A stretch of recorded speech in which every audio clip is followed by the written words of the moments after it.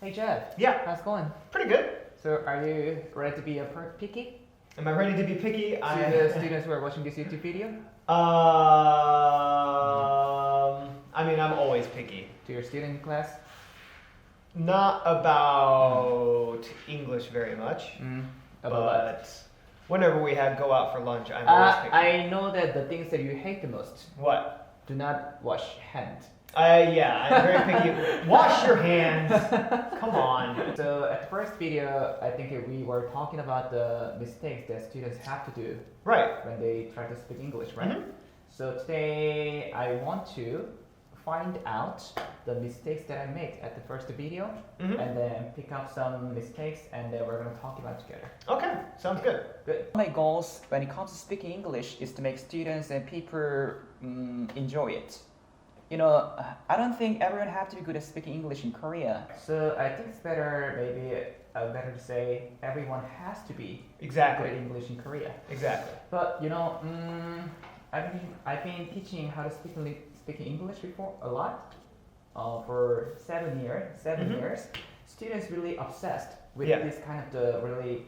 Is it basic mistake? You think? That's a very common basic mistake. It's not a big deal. If Korean students said everyone have to be, do you think that is kind of the really critical or major mistake? You think? No, and honestly, as a native speaker, we probably wouldn't really notice. Really? Yeah. There's a lot of really small mistakes that people make, and we just don't notice that you make those mistakes because they're so small and so insignificant. They're just so unimportant that even though you say have, my brain hears has. So I'm not going to catch it. That's their idea across in English and can say what they want to say even if there's some mistakes. This one. In my opinion, a good English speaker is someone blah blah blah blah. Even if they some mistakes. I say like this. So maybe I should say even if they make some mistakes. Right. But you understand, right?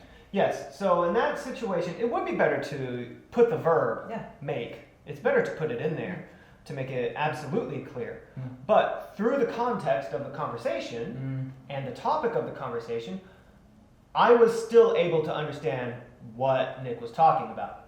So even though he didn't use the verb, I knew what he meant because that was the topic of the conversation. You mean it's all about context? Yeah. Okay. Next one. So you know, like I said before, I also have been teaching English before, about 7 years. So I think this is also kind of things that I made wrong. I also have been teaching English for 7 years. Sound like a natural, right? Yeah. So maybe I think I would say I also have been teaching English for 7 years. Right. Before, right? But if I said like this, do you think another foreigner teacher would understand? That would actually be a little bit more tricky because you did say before, and that is a different meaning than for. So it could potentially be a little confusing. However, when you're speaking in a natural speed, it is possible you said before 7 years, and I just didn't notice you said before, but I did hear for. So it could have been my mistake of just not catching it. So that's a possibility. But yes, that one I would say you should use for, and it could potentially be a little bit confusing if you make that mistake. Okay, the next one. This video is for kind of the who are really not good at English. Maybe I think this one. I think this is video for kind of the people who are really not good at English. But at the time I said the who are really not good at English because maybe at the time I try to speak English really fast. Right. That's why maybe I kind of forgot to use that here. But you understand, right? I totally understood. And in fact, you could also remove the. You could say this video is kind of for people who are really not good at English. But again, that was not a big deal. You know, I mean, like the word who implies people. So I knew what you were talking about. So there was no reason for me to be like, hey, this is a problem. There's So, Jeff, you mean that you always try to understand what people say from their context, right? Yes. Not just kind of the specific words. Yeah, I don't care about specific words very much. Mm. Like I said, it can be important, but those have to be like really big mistakes. But most of the time, it's just through context that we can figure out what you are trying to say. Okay. So, Jeff, if I said to foreigner like this, Mhm. do you think they would understand? So, next one. So, Jeff, if I said to foreigner this, is that right? Because at the time I didn't use article or plural. The other thing is, I would say if I spoke to foreigners. Because when we say said, we don't use an object. Do you think they would understand? And then next one.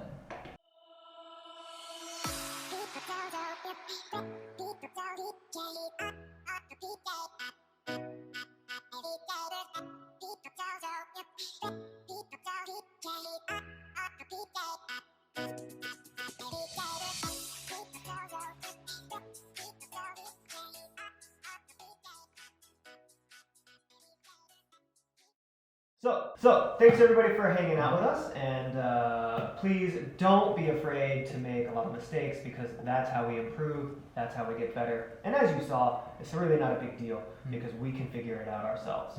So don't be afraid to do that. Thanks for watching the video. Please click like and subscribe. Bye.